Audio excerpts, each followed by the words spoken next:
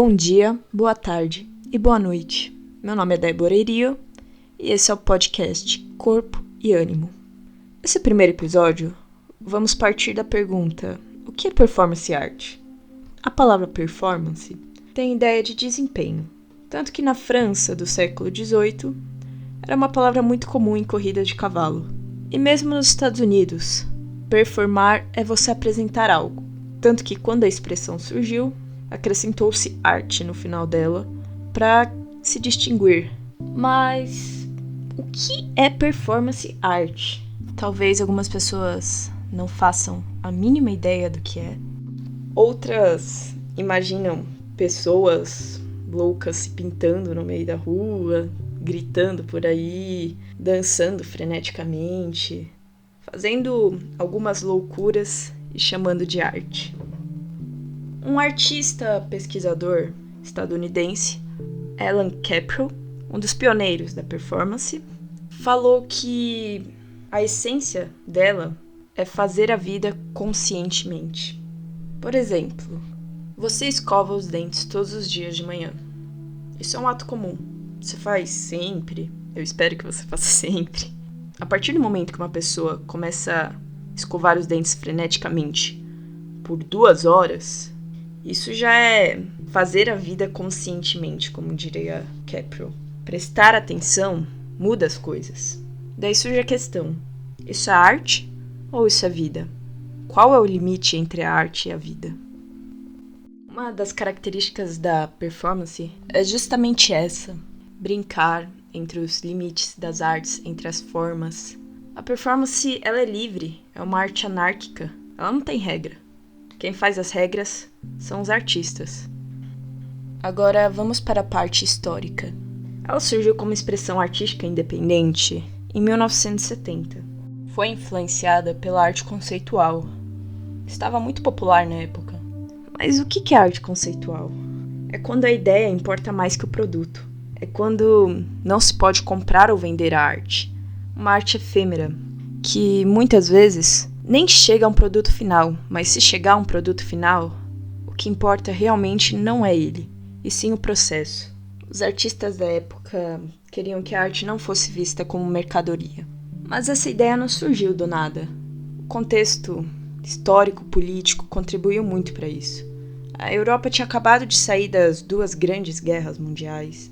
A Guerra Fria estava acontecendo. Os artistas já estavam cansados da arte tradicional. Tanto que, no início do século XX, havia as vanguardas artísticas europeias, que tinham o intuito de trazer um novo olhar sobre a arte. E a performance surge como resultado desses conflitos, revoltas e insatisfações. Ela é um meio de demolir as categorias e apontar para as novas direções. É a arte do caos. Ela surge dele ou pode causar ele. É uma vanguarda da vanguarda. Mas voltando ao exemplo que eu dei no início desse podcast, mas se um artista vem e começa a escovar os dentes por 2 horas seguidas, freneticamente, isso não pode ser teatro? Aí surge outra questão. No teatro, o artista é um personagem, mas na performance, o artista é um artista. Na performance tudo é real, nada é falso. Ou seja, se tiver sangue em uma peça teatral, é comum comprar aqueles sangues falsos. Mas na performance, não. Se houver sangue, vai ter que ser sangue de verdade. Ela se caracteriza por ser uma expressão maleável, indeterminada, com infinitas variáveis, feitas por artistas insatisfeitos com as limitações da arte tradicional. A base da performance é essencialmente anárquica. Sua natureza desafia uma definição fácil ou precisa. Tanto que, se algum teórico for tentar conceituar a performance em uma definição mais exata, negaria a própria essência da performance, porque cada artista usa livremente quaisquer disciplinas ou meios como materiais. Cada performer cria sua própria definição.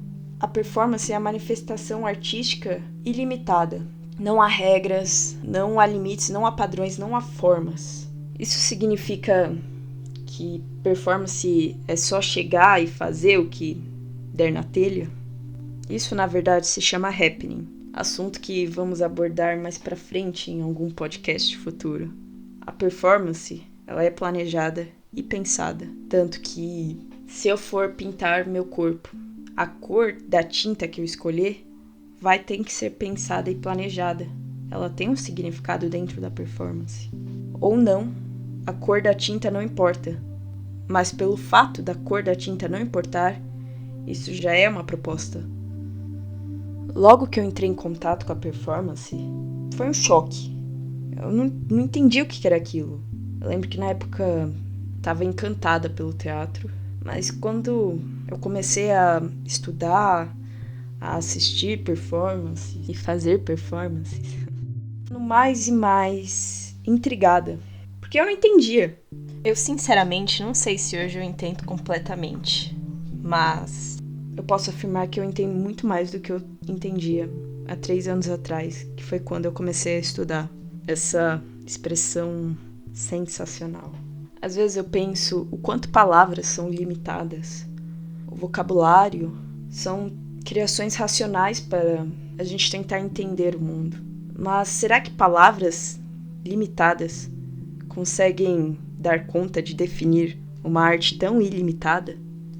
Por isso, eu acredito que ela mexe com o racional, mas ela mexe muito mais com os sentidos. Eu comecei a entender melhor o que é performance depois que eu comecei a sentir, olhar, escutar, participar, fazer. Foi um processo. Não foi da noite pro dia que eu entendi o que é performance. Na verdade, não foi um processo. Está sendo um processo. É uma das artes mais puras.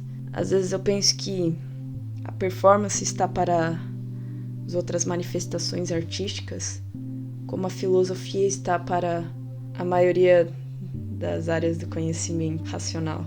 Performance é a mãe de todas as artes, porque ao mesmo tempo que ela pode ser tudo, ela também pode ser nada, e por isso ela é muito bela e incrível. É uma arte da liberdade, é uma arte que você não precisa sentir medo, receio, nem ficar preocupado com a forma ou com a definição do que você está fazendo. Você define a sua arte. Ouso dizer que a performance é a linguagem mais completa que o ser humano encontrou. Acredito que chegamos ao fim desse episódio. Espero que tenham gostado, se divertido, se inspirado, refletido. E caso queiram dar sugestões, conversarem, dialogarem, podem me chamar. Estou sempre aberta à troca de ideias. Bom dia, boa tarde, boa noite e boas reflexões.